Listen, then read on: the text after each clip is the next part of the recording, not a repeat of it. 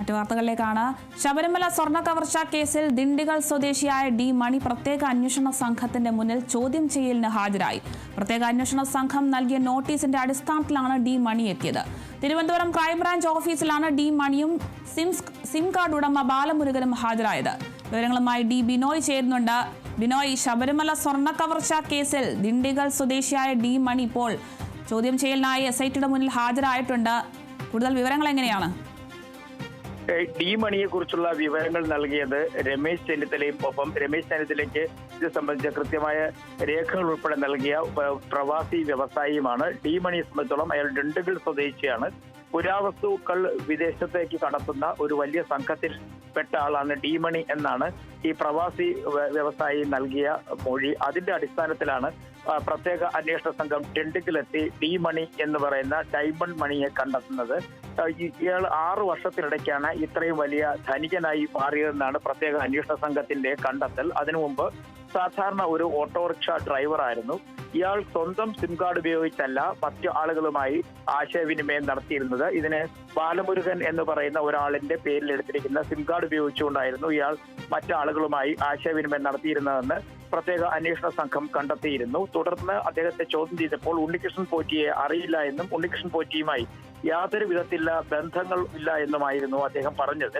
ഒപ്പം റിയൽ എസ്റ്റേറ്റുമായി ബന്ധപ്പെട്ട് പ്രവർത്തിക്കുന്ന ആളാണെന്നും സ്വർണ്ണക്കടത്തുമായി ബന്ധപ്പെട്ട ഒരു വിവരങ്ങളും തനിക്കറിയില്ല എന്നുമൊക്കെ ദിണ്ടിഗൽ വെച്ചുള്ള ചോദ്യം ചെയ്യൽ ഡി മണി പറഞ്ഞിരുന്നു. ഇതിനെ തുടർന്നാണ് പ്രത്യേക അന്വേഷണ സംഘം ഇന്ന് ഓഫീസിൽ എത്തിച്ചേരാൻ ഡി മണിക്ക് കത്ത് നൽകിയത്, അല്ലെങ്കിൽ ആവശ്യപ്പെട്ടുള്ള കത്ത് നൽകിയത്. തുടർന്ന് ഒരു 10:30 മണിയോടുകൂടി തന്നെ ഡി മണിയും ബാലമുരുകനും മറ്റു 2 പേരും ഇപ്പോൾ പ്രത്യേക അന്വേഷണ സംഘത്തിന്റെ ഓഫീസിൽ ഹാജരായിട്ടുണ്ട്. മൊഴി നൽകിക്കൊണ്ടിരിക്കുകയാണ്.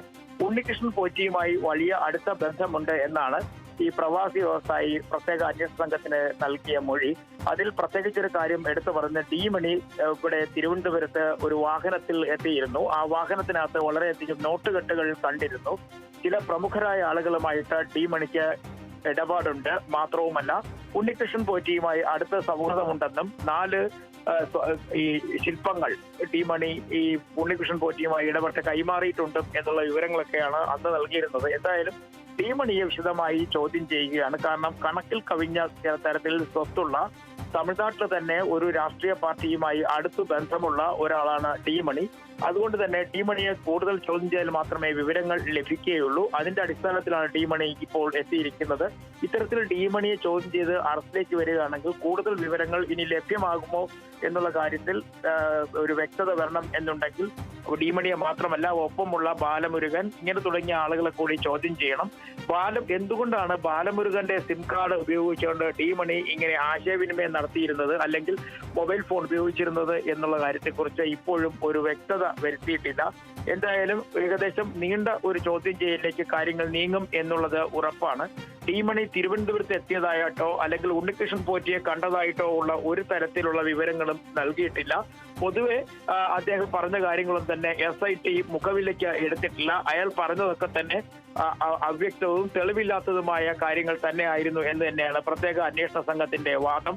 എന്തായാലും ഇന്ന് പ്രത്യേക അന്വേഷണ സംഘത്തിന്റെ തലവൻ ഉൾപ്പെടെയുള്ളവരാണ് ഡി മണിയെ ചോദ്യം ചെയ്യുക. ഒപ്പം തന്നെ ഇന്ന് പ്രത്യേക അന്വേഷണ സംഘം ഒരു റിപ്പോർട്ട് ഈ കേസ് അന്വേഷിക്കുന്നതിന് നേതൃത്വം നൽകുന്ന ഹൈക്കോടതിക്ക് സമർപ്പിക്കുന്നുണ്ട്. ഈ നിലവിലെ സാഹചര്യത്തിൽ കേസിന്റെ വേഗത്തിൽ പോക്ക് പോരാ എന്നുള്ള ഒരു നിഗമനം രാഷ്ട്രീയ പാർട്ടികളുടെ ഭാഗത്തുണ്ടായിരുന്നു. അതിന്റെ അടിസ്ഥാനത്തിൽ കൂടി അംഗബലം വർദ്ധിപ്പിക്കുന്ന കാര്യത്തിൽ ഇപ്പോൾ പ്രത്യേക അന്വേഷണ സംഘം ആലോചിക്കുന്നുണ്ട്. 2 സർക്കിൾ ഇൻസ്പെക്ടർമാരെ കൂടി ഉൾപ്പെടുത്തിക്കൊണ്ട് അംഗബലം കൂട്ടണം എന്നൊരു ആവശ്യം പ്രത്യേക അന്വേഷണ സംഘത്തിന് മുമ്പിലുണ്ട്. അങ്ങനെയാണെന്നുണ്ടെങ്കിൽ അതുകൂടി ആവശ്യപ്പെട്ടുകൊണ്ട് ഒരു കത്ത് ഇന്ന് ഹൈക്കോടതിക്ക് നൽകാനുള്ള സാധ്യതയുണ്ട്.